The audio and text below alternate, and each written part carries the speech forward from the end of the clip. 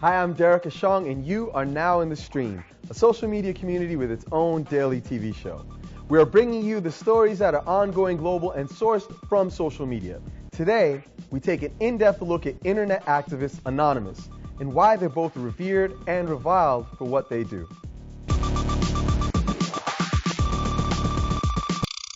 Some call them internet heroes who fight to defend free speech and transparency online. Others dismiss them as cyber terrorists who break the law. No matter where you stand, there's no denying that the group Anonymous has become a powerful force that is redefining activism online. As you can see from my screen, I've got this particular image that is very powerful. It is a Guy Fawkes mask, and it's actually been taken from the movie V for Vendetta. Now, this is an image that has come to define Anonymous, and in a nutshell, we can't even describe them as a group per se. This are people who meet in internet relay chats, IRC rooms, online, and they discuss issues that are of interest to them. Now, we know that they do take part in some activities that people consider cyber activisty. They were involved in Tunisia in battling against the government's shutdown of censorship there. We also know that with WikiLeaks, when companies like MasterCard, Visa, PayPal refused to process transactions for WikiLeaks, they actually engaged in DDoS attacks on them, distributed denial of service attacks, where they basically shut down the websites of MasterCard, Visa, PayPal, and some other places like Amazon. So you see that activist side, but then they also engage in activities called lulls, where they'll do things that are kind of just for fun, little hacks or activities that some people would consider to be, I don't even know how to put it, either prankish or some people have said it's mischievous, etc. So it's not like they have this basic moral code per se. To give us a little bit more insight into who this organization is and what they're all about, we're happy to have joining us from New York University Assistant Professor Gabriella Coleman, who's extensively researched the group. Gabriella, thank you so much. Welcome to the stream. Thank you. So Gabriella, could you define for us in simple terms, what is Anonymous? I'll have to say you did a wonderful job describing the sort of arc of activities they're involved in. Thank you. And one of the defining characteristics is that they're hard to define at some level. But prior to 2008, it was a name that was used precisely to coordinate pranks and hacks, and it grew out of an image board called 4chan. And then in 2008, it also grew some sort of political arms or wings, which have sort of multiplied since then as well. And so currently you have different people who use the name to coordinate political activities that range from protesting the Church of Scientology to supporting WikiLeaks, but the name is still used to also engage in prankish activity as well. Now, I'm curious, how did this particular experience come together? Because it's not a group with a leader per se, it's not got an organizational structure. What is the genesis of it? Well, the genesis in some ways came from this image board where everyone posts anonymously, and there was sort of a commitment to the ethic of anonymity, an ethic that's also anti-celebrity, anti-individualism. But in some ways, when they pranked the Church of Scientology in 2008, they went on internet relay chat and started to sort of coordinate political action. And in some ways, that is when the sort of political sensibility was born. And there's a little bit more organization in the political wings when it comes to the sort of technical resources, and yet there's a lot of flexibility and dynamism built into Anonymous when it comes to who and what they're going to engage with politically. Nora, this is really fascinating because on the one hand you see sites, traditional social media, places like Facebook, that are actually curtailing people's activities based upon whether or not the organization decides sees it as legitimate. And then you have something like Anonymous where people are literally pursuing freedom and doing what they do. You are the founder of an open source collective of your own. How do the principles of open source play when you look at something like Anonymous vis-a-vis how the rest of the world is engaged in social media? Yeah, I mean, I would like to draw also parallels to the revolutions that are going on. And what I really like about it is this rhizomic approach where it's non-hierarchical. And it's a beautiful, almost like egalitarian approach to a topic. This sounds all very complicated, but what I mean is that it's bottom up, you know. People are unhappy about something, they want to change something, and they push consensus to find what kind of action they want to take. And so what I read about Anonymous, this is how it works, and you can correct me. And this is what works on Berta style. People create something together, but this is the same in the revolutions. You know, people aren't happy, they organize themselves, and then they take action. So it's a great way for civil society and for democracy, actually. So, well, this is the thing that's interesting to me when you think about the organizing and taking action. And Gabriela, I would love to get your insights on this because, again, Facebook is a place where everyone saw, oh, they had a significant role to play in, let's say, the Egypt or Tunisian revolutions.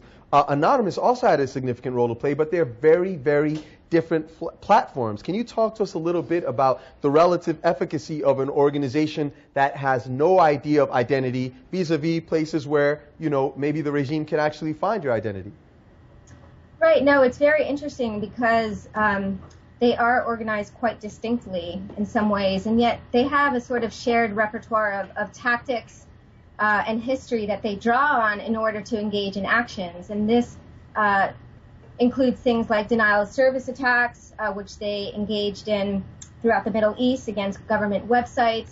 But it also includes helping activists on the ground so that they can protect themselves from surveillance. It also includes the production of videos and manifestos that get circulated. And this is a sort of consciousness-raising aspect to the sort of work they do. You know, now, on that point, I'm sorry, Gabriela, Ahmed was showing me a really cool video on Tunisia, on the operation in Tunisia. And, you know, Anonymous got involved in the Tunisian uprising long before mainstream media did. This is a video that we put together that gives a brief explanation. Very quickly, back when we were just, you know, coming up with the concept for this actual show, for this stream, we were following the Tunisian uprising, and the role that Anonymous played, we'd just like to highlight very quickly. Tunisia's government began hacking into and deleting Facebook accounts. Protesters called for help from hacktivist groups. An unprecedented crackdown on social media. Censorship should get in touch with hacktivists and internet. We really need a local version of Anonymous in the Arab world. And soon enough, another hashtag appeared across the networks. Anonymous. The Tunisian government has decided it wants to restrict the freedoms of their own people. In doing so, the Tunisian government has made itself an enemy of Anonymous. Within a matter of hours, Anonymous launched Operation Tunisia, paralyzing the president's site, several key ministries, and the stock exchange. The group also shared a cyber war survival guide, sharing cables from WikiLeaks documenting Ben Ali's corruption, tips on running from cops, and proxy sites to access Facebook and Twitter. The government quickly countered. So we're going to stop that right there and just highlight a quick question that came in, actually, from someone. This is someone called, A.H. Fitzpatrick is asking, Anonymous is overrated, criminal, self-righteous, and detrimental to the freedom of the internet. What do you say to that? So it's interesting. I think he's, or he or she is especially referring to the denial of service attacks, which is a very, very controversial tactic, and quite understandably as well, because it has been used to silence small human rights organizations all over the world. And yet other people also argue that when so much of our life happens online, we have to have tactics, dissent tactics, protest tactics that we can do online, and the DDoS. I mean, just because somebody says it's illegal, it doesn't mean it's not right. You know, I mean, who defines what is illegal or not? Usually, it's the person in power. This is a fascinating point, you know, because women rights or any kind of civil rights, they were going, and people not being allowed to drive the same buses back in the U.S. Well, this is something that we're seeing a lot, is this idea, you know, historically, it's the state that determines what is legitimate, what is legal, what's not. Right. But when you have states that are seen as illegitimate by their people, how do you then say to the people, you're rising up or your action against it? And it seems like that a lot of times people, that there a lot of users don't have rights on the internet. Yeah. You know, I mean, like certain things, and I was reading this a piece by Richard Stallman talking about ebooks, how you can't just distribute them the way you want. You buy a physical book, I can give it to you. Yeah, but I can't do that with my ebook. You know, on that same point, with money. If I want to pass money around, you know, it's much different when you're doing it online. So to that point, I want to continue with this aspect of the conversation, but I want to thank you first, Gabriela, for joining us. We really appreciate you offering some more information on the nature of Anonymous.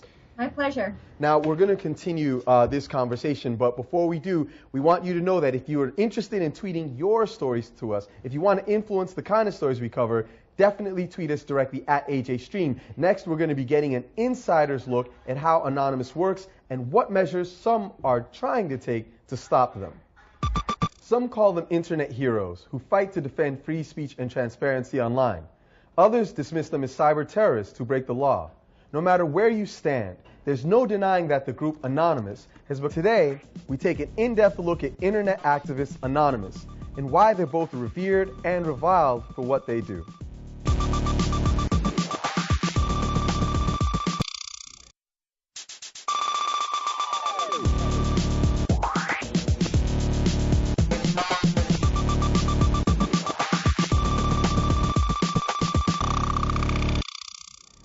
Hi, I'm Derek Ashong, and you are now in the stream, a social media community with its own daily TV show. We are bringing you the stories that are ongoing, global, and sourced from social media. Become a powerful force that is redefining activism online. As you can see from my screen, I've got this particular image that is very powerful. It is a Guy Fawkes mask, and it's actually been